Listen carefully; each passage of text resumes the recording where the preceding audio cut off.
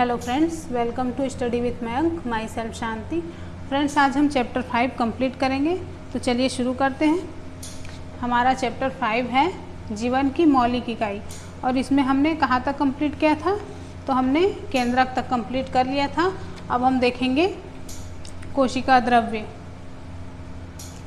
5.2 का 4 है कोशिका द्रव्य। तो फ्रेंड्स, जब हमने प्याज की झिल्ली और मतलब हमारे गाल की कोशिकाओं की स्लाइड देखी, तो हमने उसमें क्या देखा था? इस तरह से देखा था। तब हमें क्या मिला?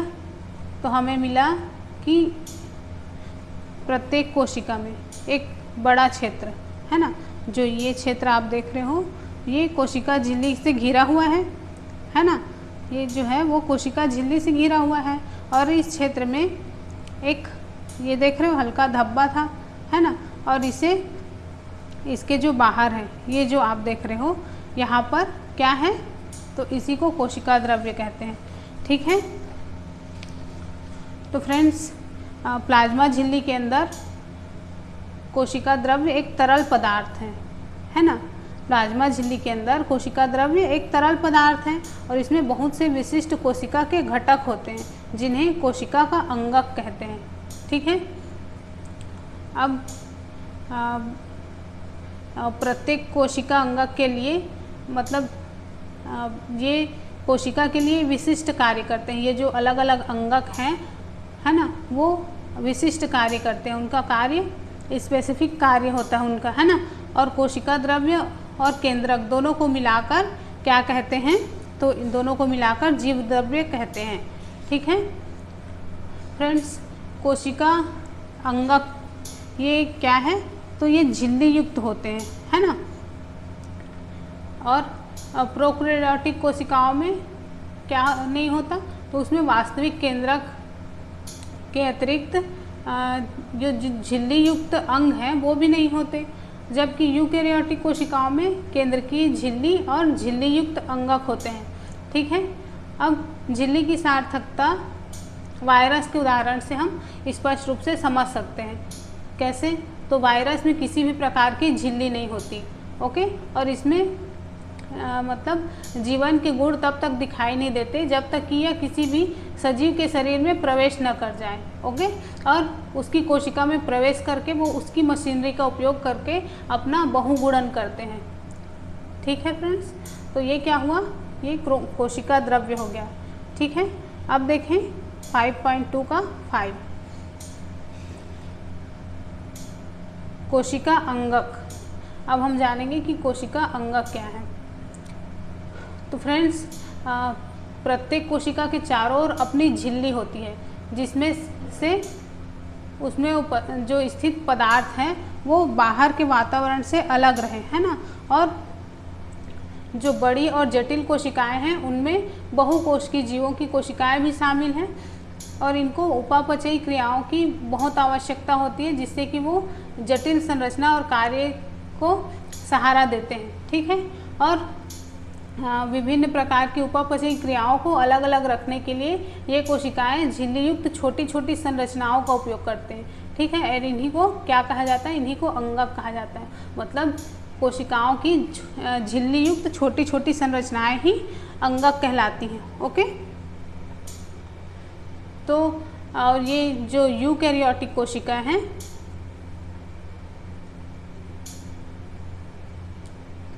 उनमें एक ऐसा गुण है जो प्रोकैरियोटिक कोशिकाओं से अलग करता है उसको, है ना। और इनमें से कुछ अंगक केवल इलेक्ट्रॉन सूक्ष्मदर्शी से ही देखे जा सकते हैं। और हमने पिछले पार्ट में देखा कि केंद्रक क्या होता है, उसके बारे में हमने पढ़ा। उसी तरह से अब हम देखेंगे कि कोशिका अंगक कौन कौन से हैं। तो इसमें कोशिका अंगक में अंतर्द्रव्यीय जालिका, गाल्गी उपकरण, लाइसोसोम, माइटोकॉन्ड्रिया, प्लास्टिड और रसधानी, है ना। ये सब क्या है? तो ये सब कोशिका के अंगक हैं, ओके फ्रेंड्स।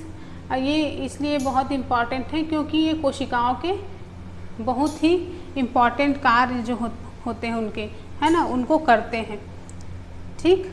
चलिए अब देखते हैं 5.2 का 5 का फर्स्ट, मतलब कोशिका अंगक जो है, इसी को अब हम डिटेल्स में पढ़ेंगे। तो पहला है अंतःद्रव्यी जालिका या एंडोप्लाज्मिक रेटिकुलम। तो ये क्या होता है? तो अंतर्द्रव्यी जालिका झिल्ली युक्त संरचना है ना, नलिकाओं या मतलब झिल्ली युक्त नलिकाओं और सीट का बहुत बड़ा एक तंत्र है, ओके, सिस्टम है। और ये लंबी नलिका या गोल या आयताकार थैलों की तरह दिखाई देती हैं। कैसी दिखाई देती हैं? तो नलिकाकार, गोल या आयताकार थैलों के रूप में होती हैं, ओके। अंतर्द्रव्यीय जालिका की रचना भी प्लाज्मा झिल्ली के जैसे ही होती है, ठीक है। तो क्या कहा गया है? ये लंबी नलिका अथवा गोल या आयताकार थैलों मतलब पुटिकाओं की तरह दिखाई देती हैं और ये 2 प्रकार की होती हैं, ठीक है। अंतःद्रव्यीय जालिका 2 प्रकार की होती है। कौन कौन सी? तो पहला है खुरदरी अंतःद्रव्यीय जालिका, इसको रफ एंडोप्लाज्मिक रेटिकुलम कहा जाता है।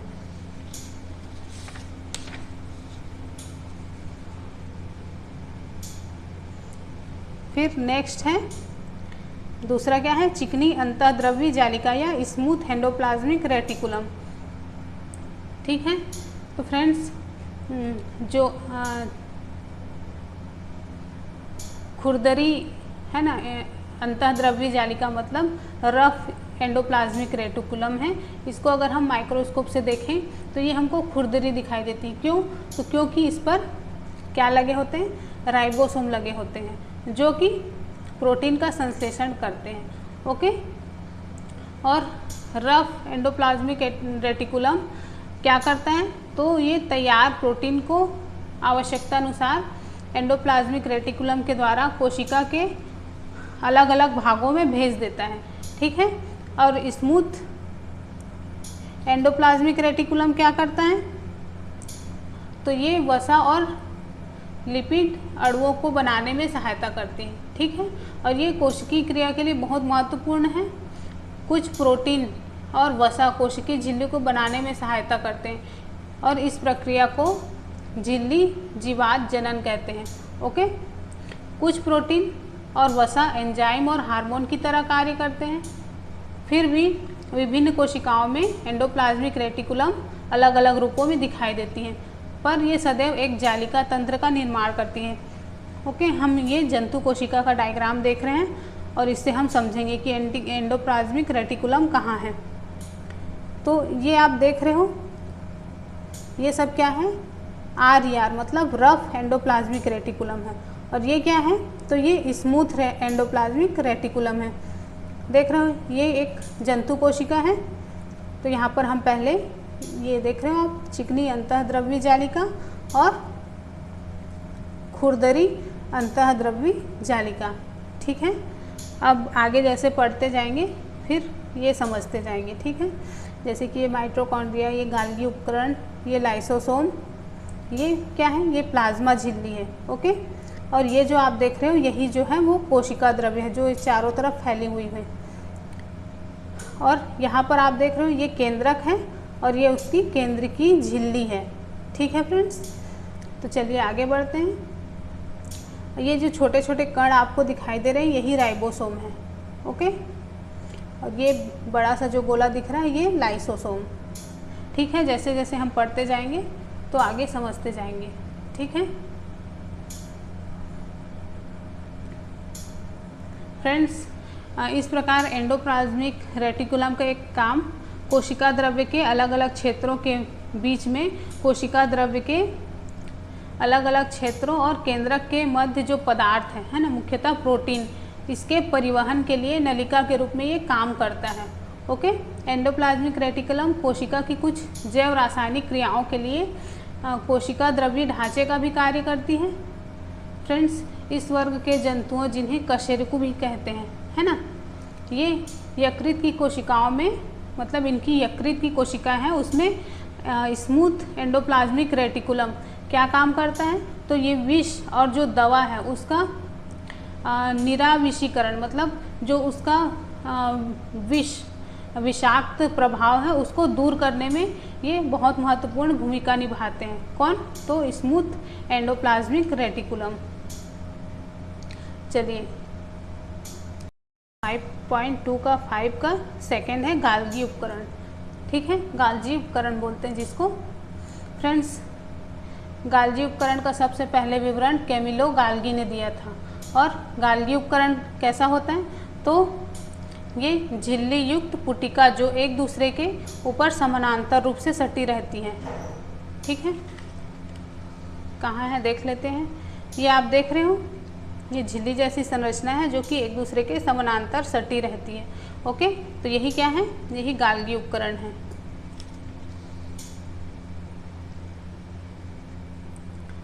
फ्रेंड्स, इसे कुंडिका भी कहते हैं और इन झिल्लियों का संपर्क एंडोप्लाज्मिक रेटिकुलम की झिल्लियों से होता है और इसलिए ये जटिल कोशिकीय झिल्ली तंत्र के दूसरे भाग को बनाती हैं। ओके, एंडोप्लाज्मिक रेटिकुलम में संश्लेषित पदार्थ गाल्गी उपकरण में पैक किए जाते हैं और उन्हें कोशिका के बाहर तथा अंदर अलग अलग क्षेत्रों में भेज दिया जाता है। और इस काम के लिए इस काम में शामिल जो पुटिका है, मतलब जो गुच्छे हैं, है ना, उनमें पदार्थों का संचयन, रूपांतरण और उनको बंद करना ये शामिल है। और कुछ परिस्थितियों में गाल्गी उपकरण में सामान्य शक्कर से जटिल शक्कर बनना ये उसका काम है। और ये इसके द्वारा, गाल्गी उपकरण के द्वारा लाइसोसोम को भी बनाया जाता है। ठीक है, चलिए अब हम आगे देखेंगे। पादप कोशिका का डायग्राम देख लेते हैं। तो ये आप देख रहे हो, ये एक पादप कोशिका है। इसमें ये जो गोलाकार देख रहे हो संरचना, ये लाइसोसोम, ये खुरदरी अंतःद्रव्य जालिका और ये चिकनी अंतःद्रव्य जालिका। ठीक है, ये हरित लवक है, ये केंद्रक है, ये गाल्गी उपकरण, ये जो आप देख रहे हो प्लाज्मा झिल्ली, बाह्य कोशिका और ये कोशिका भित्ति। ठीक है, आपको पता है कोशिका भित्ति सिर्फ पादपों में उपस्थित होती है।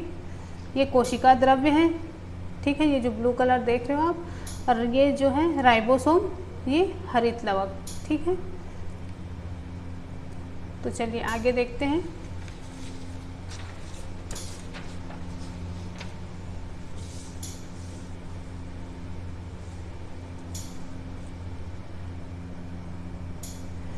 फाइव 5.2 का 5 का तीसरा लाइसोसोम।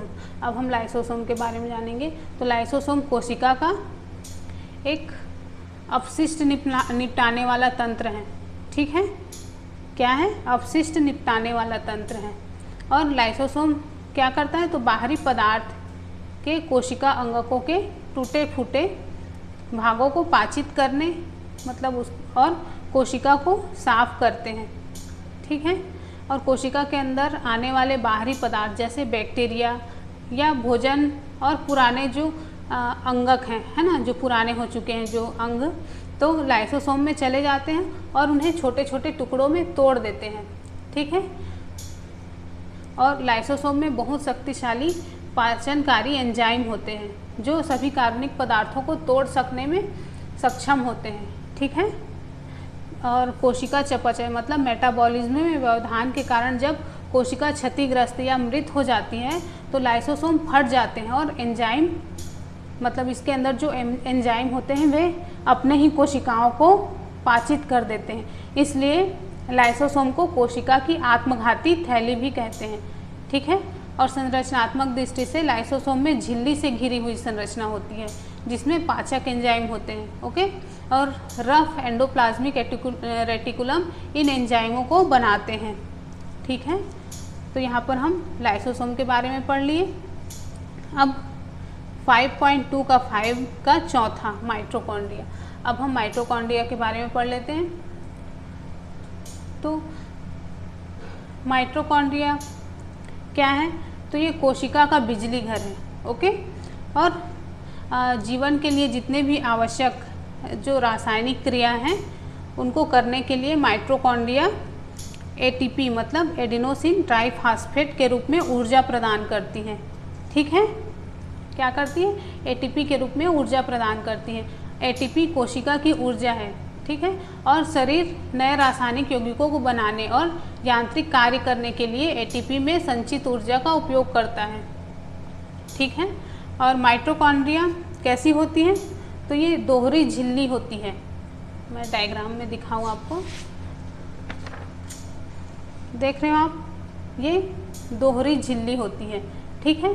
बाहरी झिल्ली जो है वो छिद्रित होती है, मतलब इसमें छेद होते हैं छोटे छोटे, और भीतरी झिल्ली जो है बहुत अधिक वलित होती है। आप देख रहे हो ये मुड़ी हुई है, तो ये वलित होती है, और ये वाला एटीपी बनाने वाली रासायनिक क्रियाओं के लिए एक बड़ा क्षेत्र बनाती हैं, ठीक है। माइटोकॉन्ड्रिया बहुत ही विशिष्ट अंग है, क्योंकि इसमें इसका अपना डीएनए होता है और क्या होता है, तो इसका अपना राइबोसोम होता है, ठीक है। और इसलिए ये अपने माइटोकॉन्ड्रिया जो है वो अपना प्रोटीन खुद बनाता है, ठीक है। 5.2 का 5 है, 5 का 5 प्लास्टिड। अब हम प्लास्टिड के बारे में पढ़ेंगे। तो प्लास्टिड केवल पादप कोशिका में उपस्थित होते हैं, और प्लास्टिड दो प्रकार के होते हैं। पहला है क्रोमोप्लास्ट, दूसरा है ल्यूकोप्लास्ट। क्रोमोप्लास्ट मतलब रंगीन प्लास्टिड, ल्यूकोप्लास्ट मतलब श्वेत या रंगहीन प्लास्टिड, ठीक है। जिस प्लास्टिड में क्लोरोफिल वर्णक होता है उसे क्लोरोप्लास्ट कहते हैं, है ना। और पौधों में क्लोरोप्लास्ट क्या करता है, तो प्रकाश संश्लेषण हेतु आवश्यक होता है, सबको पता है। क्लोरोप्लास्ट में क्लोरोफिल के अतिरिक्त विभिन्न क्या होते हैं, पीले एवं नारंगी वर्णक उपस्थित होते हैं, ठीक है। ल्यूकोप्लास्ट ये प्राथमिक रूप से अंगक है जिसमें स्टार्च, तेल और प्रोटीन जैसे पदार्थ संचित होते हैं। फ्रेंड्स, प्लास्टिड की भीतरी संरचना में बहुत सी झिल्ली वाली परतें होती हैं जो स्ट्रोमा में स्थित होती हैं, ठीक है। प्लास्टिड बाह्य रचना में माइटोकॉन्ड्रिया की तरह होते हैं। देखने में दिखा देती हूँ आपको प्लास्टिड क्या है।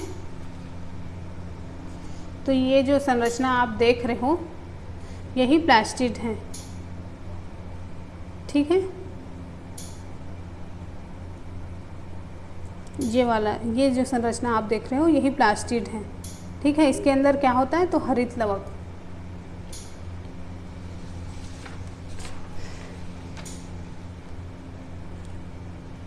और ये किस तरह होते हैं, तो ये देखने में माइटोकॉन्ड्रिया की तरह होते हैं। और प्लास्टिड में क्या होता है, अपना डीएनए होता है और इसमें राइबोसोम होते हैं। चलिए अब आगे देखते हैं। 5.2 का 5 का 6 रसधानियाँ, ये लास्ट पॉइंट है फ्रेंड्स। रसधानियाँ ठोस या तरल पदार्थों की संग्राहक थैलियाँ हैं, ओके। और जंतु कोशिकाओं में रसधानियाँ छोटी होती हैं, जबकि पादप कोशिकाओं में बड़ी होती हैं, ओके, बहुत बड़ी होती हैं। और पादप कोशिका की रसधानियों में कोशिका द्रव्य भरा होता है। ये कोशिकाओं की स्फीति तथा कठोरता प्रदान करती हैं। फ्रेंड्स, पादप कोशिकाओं में रसधानियाँ क्या होती हैं, बड़ी होती हैं। कुछ पौधों की कोशिकाओं के केंद्रीय रसधानी की मतलब उसकी आकार मतलब आयतन उसका 50% से 90% तक होता है। रसधानी का भी चित्र हम देख लेते हैं। ये जो आप बड़ा सा भाग देख रहे हो यही रसधानी है, ठीक है।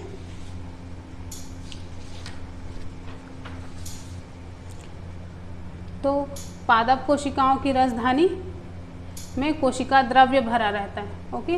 और ये कोशिकाओं की स्फीति और कठोरता प्रदान करती है।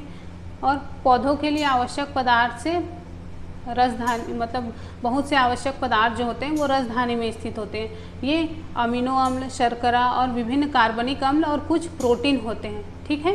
एक कोशिकीय जीवों जैसे अमीबा की खाद्य उसकी रसधानी में उसके द्वारा उपभोग में लाए गए खाद्य पदार्थ होते हैं, ठीक है। कुछ एक कोशिकीय जीवों में विशिष्ट रसधानियाँ क्या करती हैं, तो अतिरिक्त जल और कुछ अपशिष्ट पदार्थों को शरीर से बाहर निकालने में महत्वपूर्ण भूमिका निभाती हैं, ठीक है। तो फ्रेंड्स, इस चैप्टर में हमने जाना कि प्रत्येक कोशिका की अपनी एक संरचना होती है जिसके द्वारा वो विशिष्ट काम जैसे श्वसन, पोषण तथा अपशिष्ट पदार्थों का उत्सर्जन और नई प्रोटीन बनाने में सहायता करते हैं। ऐसा उनकी झिल्ली और अंगकों की विशिष्ट संरचना के कारण ही संभव हो पाता है। इसलिए कोशिका सजीवों की मूलभूत संरचनात्मक इकाई है, ठीक है। और यह जीवन की एक मूलभूत क्रियात्मक इकाई भी है। जैसे कि हमने चैप्टर का नाम ही देखा कि जीवन की मौलिक इकाई, तो ये इस चैप्टर को पढ़ के हमने जान लिया कि किस तरह से ये जीवन की मूलभूत इकाई है। ठीक है, तो फ्रेंड्स यहाँ पर मैं एक क्वेश्चन पूछ रही हूँ आपको। आप ऐसे 2 अंगकों के नाम बता सकते हैं जिसका अपना खुद का आनुवांशिक पदार्थ होता है। ठीक है, तो आपको ये बताना है। और एक क्वेश्चन और है, लाइसोसोम को आत्मघाती थैली क्यों कहते हैं। ठीक है, तो फ्रेंड्स चलिए अब हम थोड़ा सा रिवीजन कर लेते हैं। हमने सबसे पहले देखा कि कोशिका जीवन की मूलभूत संरचनात्मक इकाई है। नेक्स्ट पॉइंट में देखा कोशिका के चारों ओर प्लाज्मा झिल्ली होती है। ये झिल्लियाँ लिपिड तथा प्रोटीन की बनी होती हैं। सुनते जाइएगा। तीसरा पॉइंट हमने देखा कि कोशिका झिल्ली कोशिका का सक्रिय भाग है। ये पदार्थों की गति को कोशिका के भीतर और बाहरी वातावरण में नियमित करता है। ठीक है, फिर हमने देखा कि कोशिका झिल्ली कोशिका का पादप कोशिका में कोशिका झिल्ली के चारों ओर एक कोशिका भित्ति होती है। और कोशिका भित्ति किसकी बनी होती है, तो सेल्यूलोज की बनी होती है। ओके, पादप कोशिकाओं में स्थित कोशिका भित्ति फंजाई बैक्टीरिया को अल्प पराशरणदाबी घोल मतलब माध्यम में बिना फटे जीवित रहने देती है। ठीक है, फिर नेक्स्ट क्या देखा हमने, यूकेरियोट में केंद्रक दोहरी झिल्ली द्वारा कोशिका द्रव्य से अलग होता है और यह कोशिका की जीवन प्रक्रियाओं को निर्देशित करता है। ठीक है, फिर देखा हमने एंडोप्लाज्मिक रेटिकुलम अंतःकोश की परिवहन तथा उत्पादक सतह के रूप में कार्य करता है। फिर देखा गाल्जी उपकरण, तो गाल्जी उपकरण झिल्ली युक्त पुटिकाओं का स्तंभ है और यह कोशिका में बनने पदार्थों का संचय, रूपांतरण और पैकेजिंग करता है। फिर हमने जाना कि अधिकांश पादप कोशिकाओं में झिल्ली युक्त अंगक जैसे कि प्लास्टिड होते हैं। ये 2 प्रकार के होते हैं, पहला क्रोमोप्लास्ट, दूसरा ल्यूकोप्लास्ट। ठीक है, क्रोमोप्लास्ट जिसमें क्लोरोफिल होता है उन्हें क्लोरोप्लास्ट कहते हैं और ये प्रकाश संश्लेषण करते हैं। फिर ल्यूकोप्लास्ट, इसका सबसे प्रमुख कार्य क्या है, तो संचय करना है। क्या संचय करना, वसा का। ठीक है,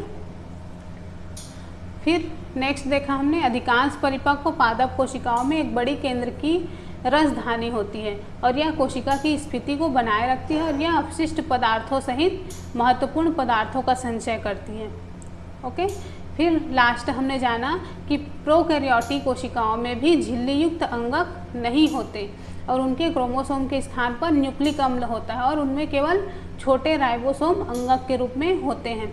तो ठीक यहाँ पे हमने ये जो चैप्टर है वो कंप्लीट कर लिया। तो हम नेक्स्ट चैप्टर मतलब जो 6 चैप्टर है वो कल से देखेंगे। तो फ्रेंड्स अगर वीडियो पसंद आता है तो आप लोग लाइक नहीं करते, वीडियो तो देखते हैं काफ़ी लोग पर लाइक नहीं करते, है ना।